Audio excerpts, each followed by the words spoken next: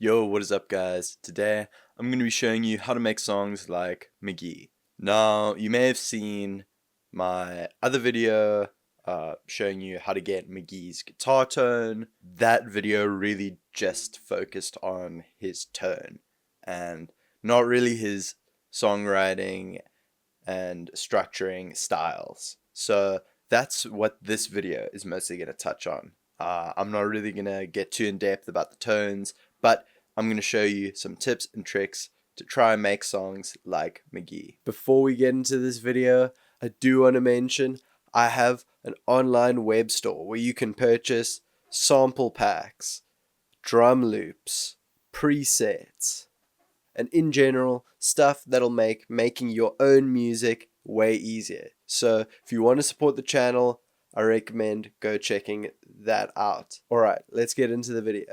So guys, I have seen your comments arguing about whether it's a baritone or heavy strings on a normal scale length. Someone even said it's a 7-string with the high string removed. I apologize for spreading a little bit of misinformation. I was under the impression that it was a baritone guitar, but it seems like it is just a normal Fender Jaguar with a heavier set of strings on it. Unfortunately, I do not have a Fender Jag, but I used my Stratocaster back there, and I tuned it to drop B, which is kind of the lowest I can get away with on 10s on that Strat, and I played this little guitar part.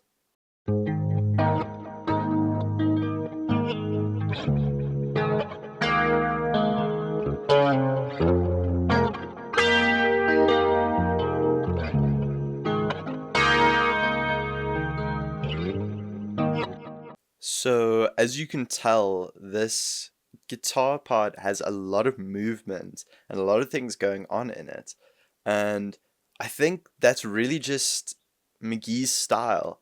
Mk.Gee plays these really beautiful melodies in combination with these beautiful chord tones, and I wanted to incorporate that, and as you can hear, I'm also playing very dynamically. So there's another section later on in the recording where I play a lot harder and I get way more distortion in the sound. I also recorded this B section, which is something that Mk.Gee likes to do. There are usually one or two variations of the main riff going on in his songs that play out like B and C sections. So here I have this beginning section, then I have a middle section, then I have an end section. It's very clearly laid out, and I think that's something that's kind of present in Mk.Gee's music. So here's the B section that I recorded.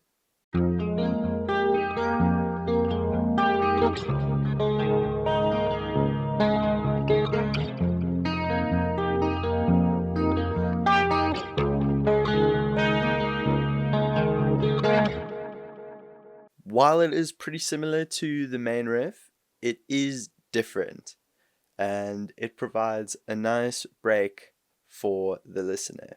The next thing I did was I layered that guitar part, and the way I did this was very interesting and gave me some really interesting results. So I'll play you what I have, and then I'll tell you how I got the sound.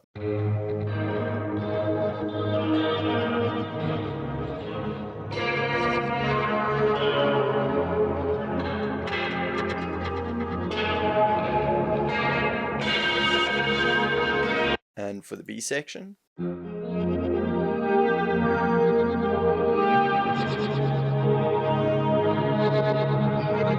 how I got these sounds was by using two plugins, which are both free.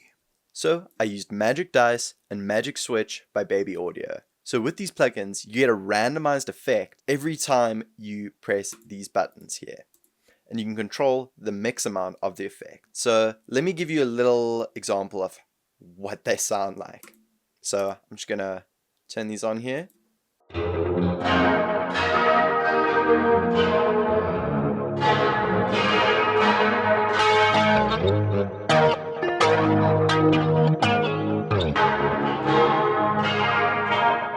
So these plugins just add some really nice delays and warping effects that really sound like Mk.Gee.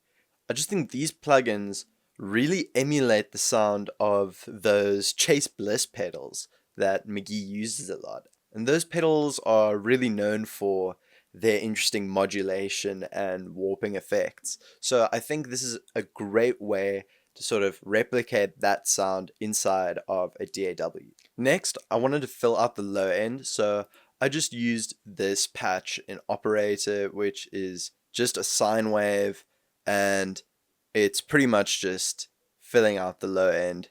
Here's how it sounds. You may need to use some good headphones.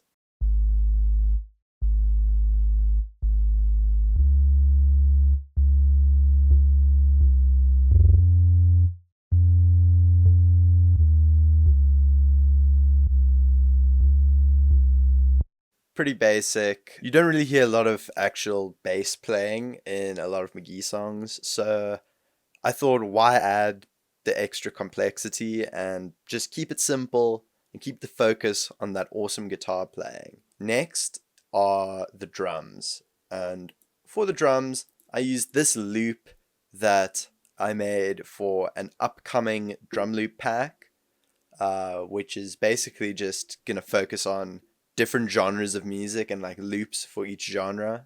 It's nearly done. I'm quite excited to get it out. I think you guys really enjoy it. But anyways, here's how that loop sounds.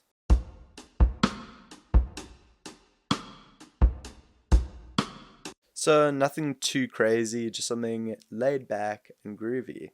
But then I also added this VHS tape sound, and I warped it on time so that it would add a nice little layer of percussion.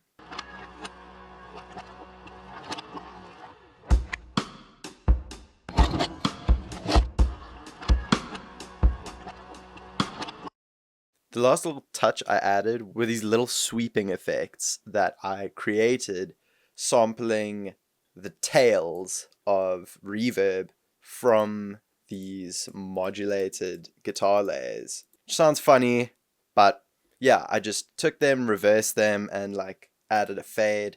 And it's not a big thing, but it adds a nice little texture into the track, which I like.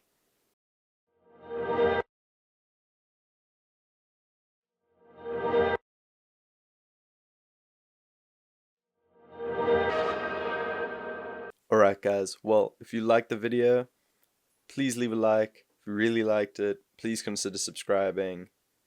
And if you want to support the channel, please consider checking out my online shop. And yeah, let me know who you want to see next. And without further ado, here's the final track.